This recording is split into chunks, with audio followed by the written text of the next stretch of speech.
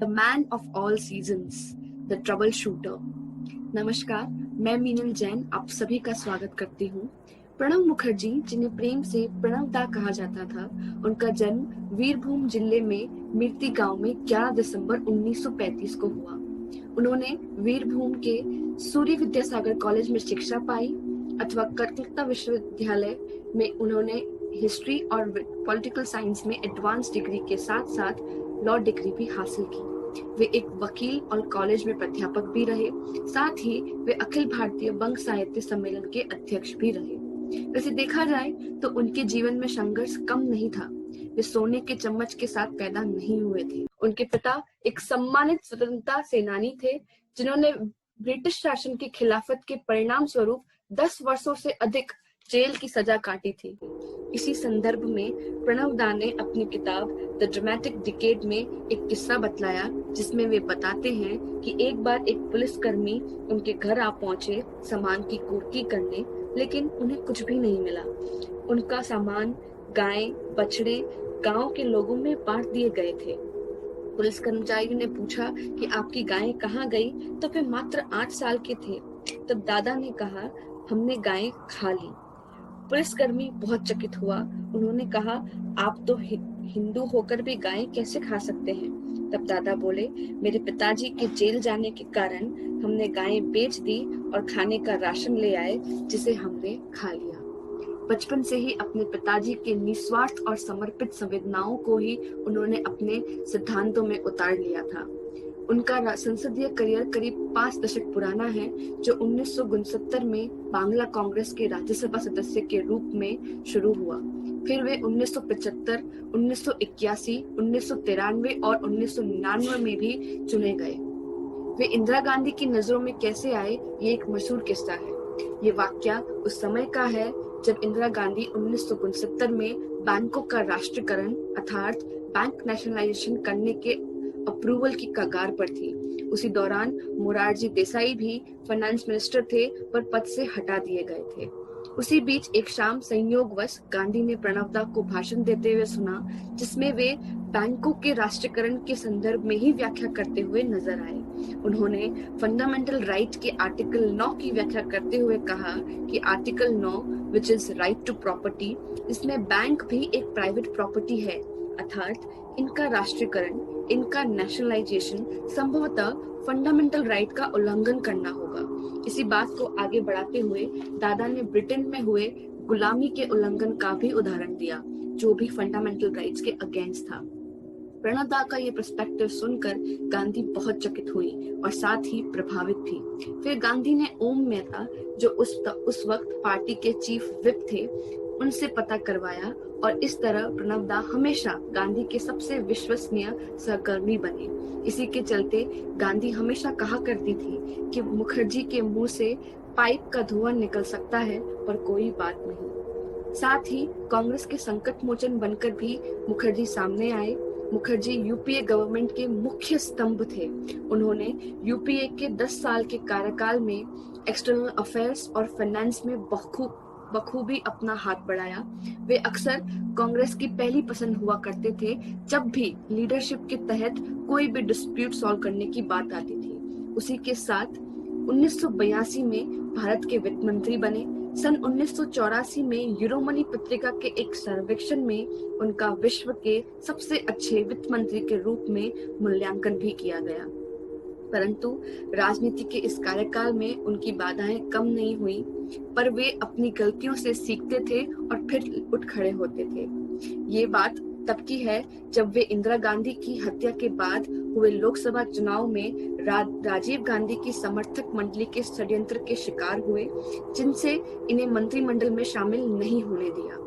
उस दौरान उन्होंने अपने राजनीतिक दल राष्ट्रीय समाजवादी कांग्रेस का गठन किया, पर आखिरकार अपने अथक प्रयासों के बाद भी वे सफल न हो पाए और सन 1990 में राजीव गांधी के साथ समझौता किया और उन्होंने अपना दल कांग्रेस पार्टी के साथ ही विलय कर दिया। परंतु इस राजनीतिक जर्नी में उन्होंने हमेशा ही खूब अनुभव कमाया है और उसी के चलते वे 2004 में भारत के रक्षा मंत्री पद पर नियुक्त हुए एवं तो 24 अक्टूबर 2006 को उन्हें भारत के विदेश मंत्री के तौर पर भी नियुक्त किया गया। मनमोहन सिंह की दूसरी सरकार में मुखर्जी भारत के वित्त मंत्री बने। इस पद पे वे पहले 1980 के दशक में भी काम कर चुके थे।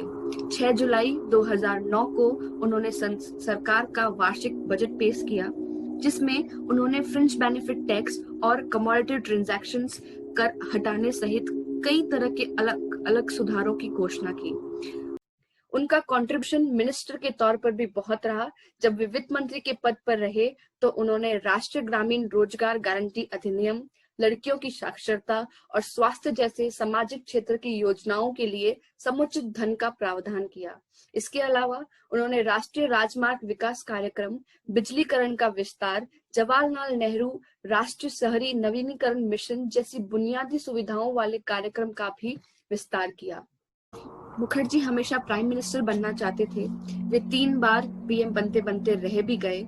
ये बात तब की है जब इंदिरा गांधी की हत्या के बाद पीएम के रूप में प्रणव दा चर्चा में आए, लेकिन पार्टी ने राजीव को चुना।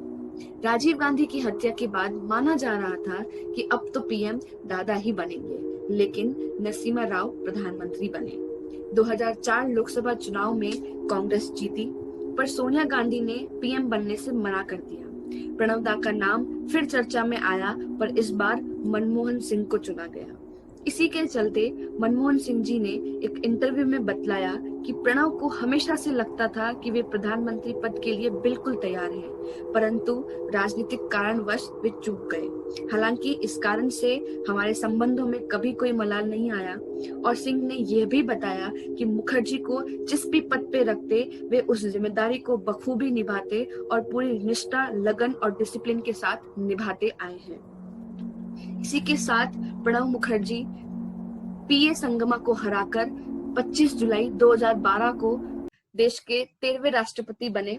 2012 25 जुलाई को उन्होंने शपथ ली। And well, I have to say, of all the leaders who have been president, he was the only one who become president with so much of experience. Prime ministership को छोड़कर अधिकतर बड़े पदों पे वे कार्यरत थे। Well, he was the people's president. अगर देखा जाए तो प्रेसिडेंट 2 प्रकार के हो सकते हैं। एक जेल सिंह जी जैसे, जिन्होंने प्रधानमंत्री के दफ्तर और राष्ट्रपति भवन के बीच 2 गज की दूरियों को मीलों का बना डाला, अतः कभी सामंजस्य बिठा ही नहीं पाए। और दूसरी ओर प्रतिभा पाटिल जी, जो हमेशा बहुत आज्ञाकारी साबित हुई और कभी कोई चीज पर डिसएग्रीमेंट नहीं जताया। परंतु प्रणब मुखर्जी ने बीच का रास्ता चुनते हुए एक सामंजस्य बिठाया एवं अपनी बात रखने का रास्ता खोज डाला। क्योंकि संविधान के अनुसार राष्ट्रपति सिर्फ एक बार ही बिल के लिए अपना कंसेंट दे सकता है। अगर वही बिल वापस उन्हीं प्रावधानों के साथ पेश हो तो राष्ट्रपति को वो बिल पारित करना ही पड़ता है। इस प्रावधान के उपरांत भी प्रणब मुखर्जी ने मीडिया का सहयोग न लेते हुए प्रधानमंत्री से ही सामंजस्य बिठाए रखा। इसका उदाहरण कैपिटल पनिशमेंट बिल के टाइम पेश हुआ, जब वे कैपिटल पनिशमेंट के फेवर में नहीं थे। हालांकि उसके लिए उनको बहुत क्रिटिसिज्म सहना पड़ा, उन्हें ऑब्जेक्शंस थे, लेकिन उन्होंने मीडिया में ना जाकर प्रधानमंत्री से बात करी और सूझबूझ दिखाई और अपना मत प्रस्तुत किया। इसी के साथ 2017 में उन्होंने अपना कार्यकाल खत्म किया और रामनाथ कोविंद ने उन्हें रिप्लेस किया। साथ ही उन्हें अनेक पुरस्कारों से सम्मानित किया गया। सन 2008 में उन्हें भारत के दूसरे सर्वोच्च नागरिक पुरस्कार पद्म विभूषण से भी नवाजा गया और 26 जनवरी 2019 को उन्हें भारत रत्न से भी सम्मानित किया गया। प्रणब मुखर्जी ने अपने एक्सपीरियंसेस और इंटेलिजेंस को कई किताबों में उतारा है। उनकी मुख्य रचनाएं कुछ इस प्रकार है: the collision year, the dramatic decade, thoughts and reflection, the turbulent years 1980 to 1996। Unfortunately 30 अगस्त 2020 दिल्ली के अस्पताल में उनका निधन हो गया। उनका जीवन काल सहसा जीता जाता उदाहरण है देश के सभी युवाओं एवं नौजवानों के लिए। उनका व्यक्तित्व इतना सरल रहा, वे निडर रहे, मुसीबतों का सामना कर सही मायने में वे भारत के पहले नागरिक बनने का दर्जा लेकर एक व्यक्तित्व बनाया और ये है प्रणब मुखर्जी की कहानी, जिन्हें पता था कब क्या बोलना है, कब चुप रहना है।